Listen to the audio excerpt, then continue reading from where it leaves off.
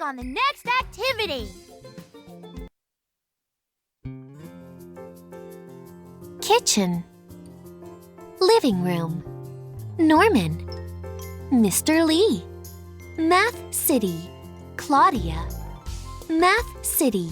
Every story has one or more characters and at least one setting.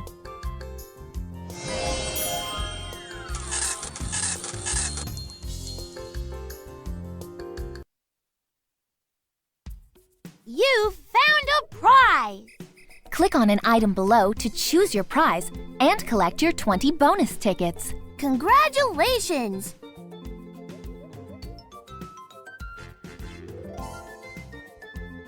Tyler.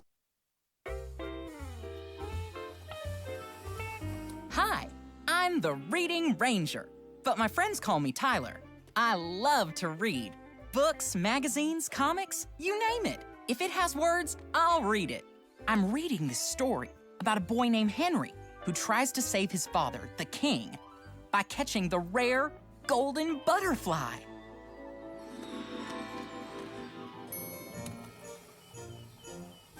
Have you ever been reading something and thought to yourself, I'm not sure I understand this? Happens to me all the time. Luckily, there are things I can do to help me better understand what I'm reading.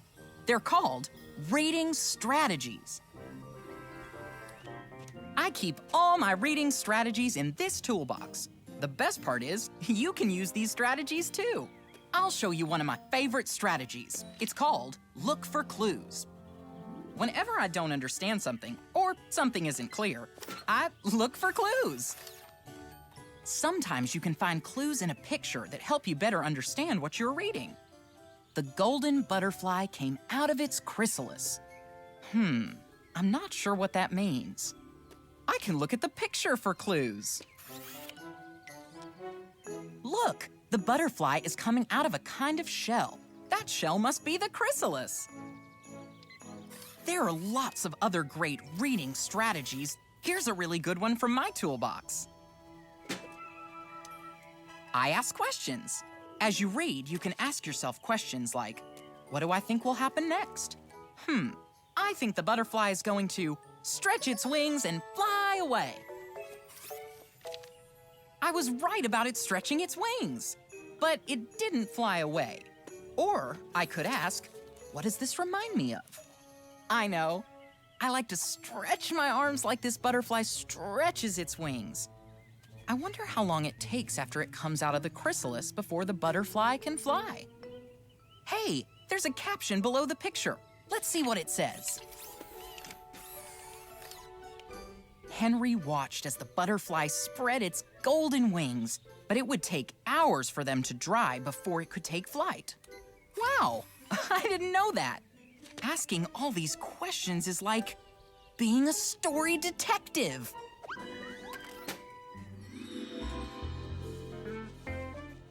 Hey, little buddy, I was just reading about you. Well, those are just a couple of strategies I use from my reading toolbox. I'll show you more next time. Until then, read on. Hey, wait for me.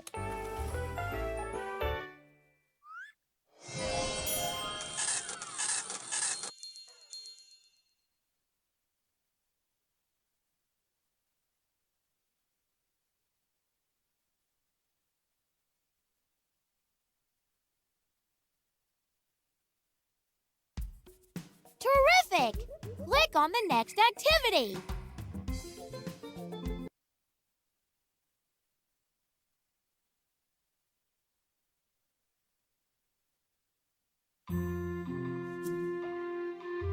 Building buddies. Wade lived in a beaver lodge. He lived there with his mom and dad, right in the middle of a river. His dad spent a lot of time fixing up the lodge. Things can always use a little improvement, he'd like to say. Wade had become a pretty good builder himself. His dad taught him how to cut branches and sticks, stack them just right, and pack in mud to keep the water out. Wade liked building so much that he started a collection of his favorite sticks. "I'll use them to build my own lodge one day," he told his parents. But Wade's stick collection got a little too big. "Wade," said his mom, "your sticks are everywhere. They're taking over our whole lodge. I'm afraid you're going to have to put them outside." "But someone might take them," replied Wade. "Then you'll just have to get rid of them," his mother told him. "But Mom, I love these sticks," cried Wade. Then he had an idea. "I know. I'll use my stick collection to build a clubhouse for me and my friends." "Wonderful," his mother exclaimed. "You can start tomorrow." In the morning, Wade hurried to find his friend Beverly. "Hey, Bev," he shouted. "Want to help me build the best clubhouse ever?" Beverly laughed. "Sure," she said. Beverly liked to build just as much as Wade did. "I know the perfect spot. Come on." Beverly and Wade ran to a place where a fallen tree was lying just under the water. "I told you it was a good spot," Beverly said. "We can build on top of the log." "It's perfect," said Wade. He and Beverly went back to the lodge and brought a big pile of Wade sticks to the river. They cut them and piled them up, then packed mud around them. They built layer upon layer until the floor of the clubhouse was above the water. The two friends kept building until late in the afternoon. Wade felt good about what they had done so far. "It's starting to look just like I hoped it would," he said. "It's going to be amazing," said Beverly. "Tomorrow we can build the roof." Wade was so tired that he slept very late the next morning. When he finally got to the clubhouse, Beverly was waiting for him. "Why did you start without me?" she asked. Wade was confused. "I just got here," he said. "What are you talking about?" Beverly pointed at the clubhouse. Someone had started building the roof. "Who put those reeds up there?" Wade asked. "And when?" Suddenly, a small head popped up from inside the clubhouse. It was Chipper, a muskrat who lived upstream.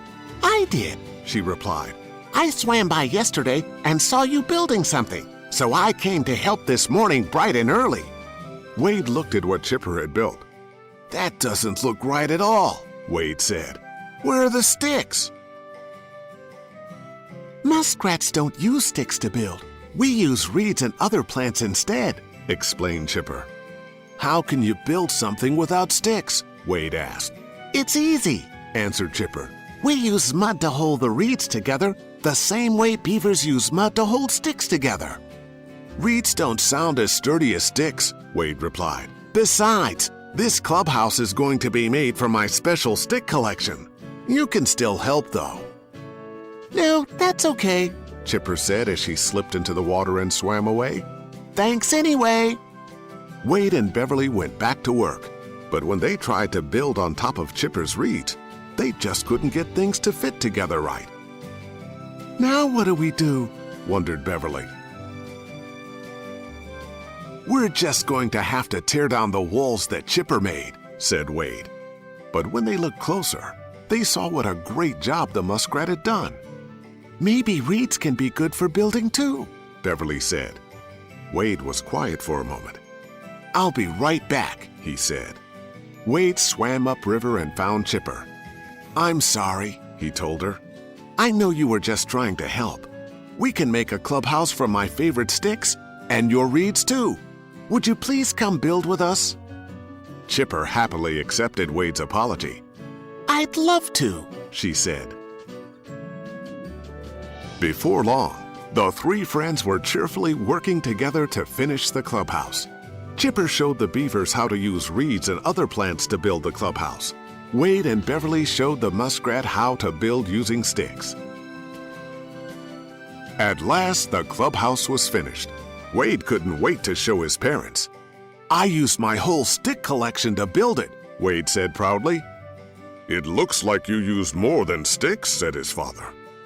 "We tried something new," Wade explained. "We used sticks and reeds." "How unusual," declared Dad.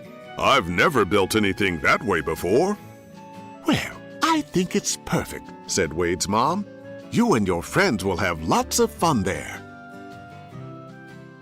Weeks later, there was a heavy thunderstorm.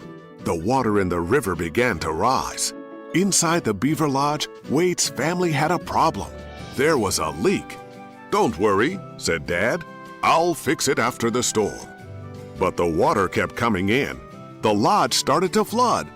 "We need to find a place to stay dry until this rain stops," said Mom. "I know just the place," said Wade. Wade led his family into the clubhouse. Beverly and her family were there too. So were Chipper and hers. It was crowded, but it was also cozy and dry. Wade's dad looked carefully at the dome ceiling. Sticks, reeds, and other plants were packed together tightly. "This clubhouse is very well made," said Wade's dad. "Good job, everyone." "I had the idea to build it," said Wade. "I picked the spot," added Beverly. "Then I showed them a new way to build," said Chipper. "We all worked together," Wade added. After the storm, Wade helped his dad repair the lodge. "We need to work on the side," said Dad. "That's where the water was getting in." Wade gathered a big pile of reeds. Dad frowned. "I only use sticks and mud," he said. Then he smiled. "But today's a good day to try something new." "Things can always use a little improvement," said Wade. "I learned that from you."